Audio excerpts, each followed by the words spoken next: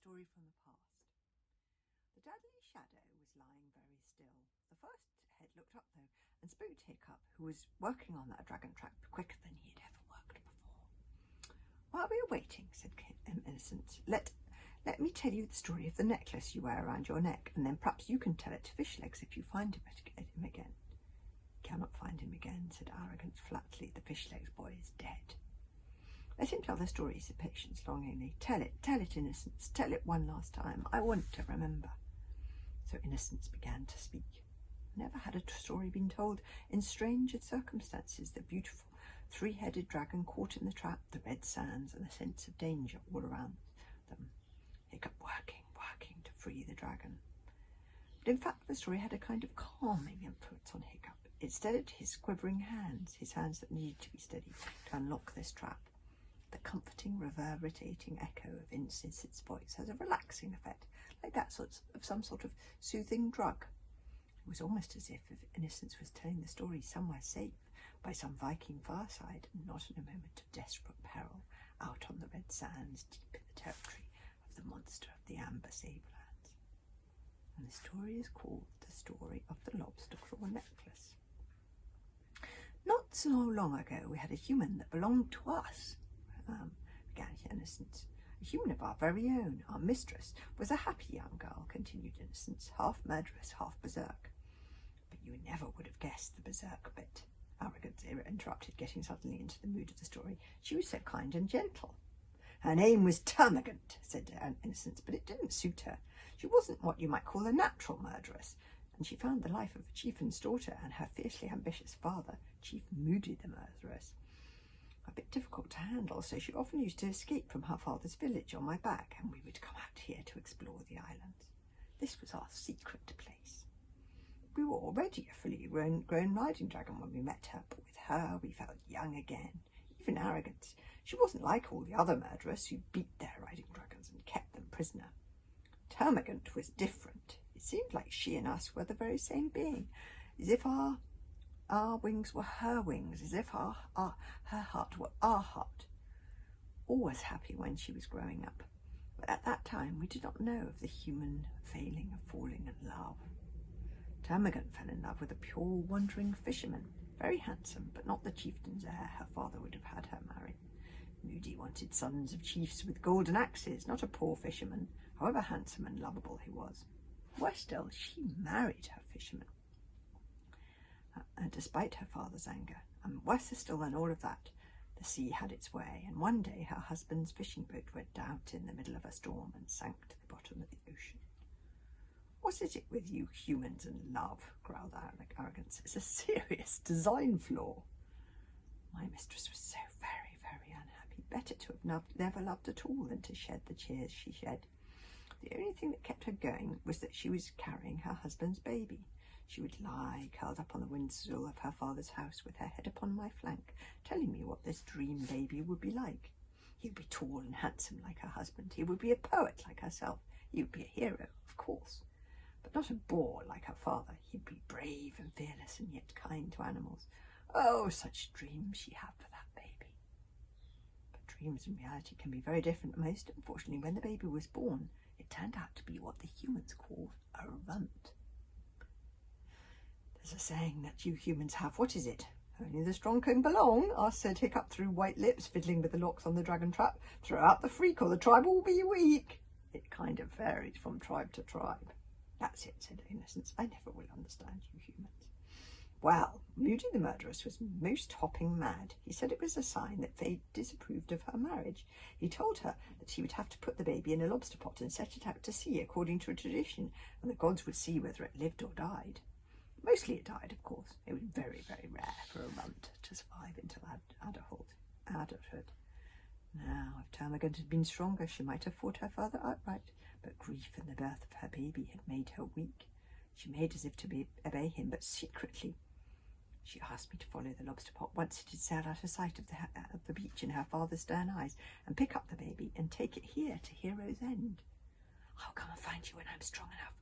Will you make me a promise, Shadow?" said my mistress. "Promise that you will keep my baby safe until I can come and join him." We could not make the human words, but we bowed our heads and bent down low in front of her to make the promise. By our bright green blood and shining claws, we would keep your baby safe, we whispered in Dragonese, as solemn a promise as a dragon can make. Termagant was weak, but she smiled and stroked our heads. I trust you absolutely, she said. Later that afternoon she stood on the shore of the beach, poor Termagant, supported by her stern father, because she was so weak she could hardly stand upright. All around her were the silent and solemn members of the murderous tribe. From around her own neck she took a necklace made out of simple lobster claw, and around the baby's neck she placed the lobster claw necklace, just like the one you have around your own neck. It was the very same lobster claw that the baby's father had given her as a love gift on their marriage, for he could not afford gold or amber. The baby looked up at his mother with adoring eyes and smiled a shy smile. He tried to put up his little hand to his mouth with fragile, jerky movements. He had to make a few attempts before he got it to the right place, and when he did, he sucked thoughtfully on his knuckle. She stroked his cheek and kissed him again, drinking him in with her eyes as if she might be seeing him for the very last time. Remember, she whispered. We listened hard, for what mothers say to their babies when they are about to be parted, well, that is worth listening to. Hold on to this necklace and remember how much I love you and that we will meet again one day, that destiny made us part. This is only a little absence, a temporary parting. I will come and find you on the sweet island of our hero's end, and then we will be together forever. She closed the baby's other little fist around the lobster necklace, and then with shaking hands she wrapped the baby tight and laid him in the lobster pot, tucking the blanket round him carefully so he wouldn't be cold, and she pushed the lobster pot out to sea. Their murderers lit their flares to honour the moment, because it was sort of a funeral, although the baby was still living. And as was traditional, they fired burning arrows that landed harmlessly on either side of the baby's little craft as it drifted gently out to sea, and the baby took his knuckle out of his mouth and made a gurgle of delight, reaching out his arms as if he thought he could touch the beautiful flaming arrows as they rained down all around him. He did not know that this was supposed to be his own funeral, but looked about him expectantly, at the beautiful blue sky above, at the bright and interesting world that awaited him, the slow arcs of seagulls flying way, way up overhead, until the very, very gentle rocking of the pillows of the waves below him made his eyes slowly closed and lulled him into sleep.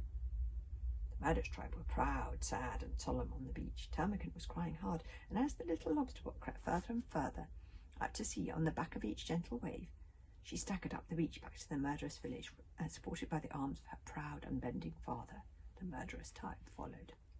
We had been sitting there all this time, that's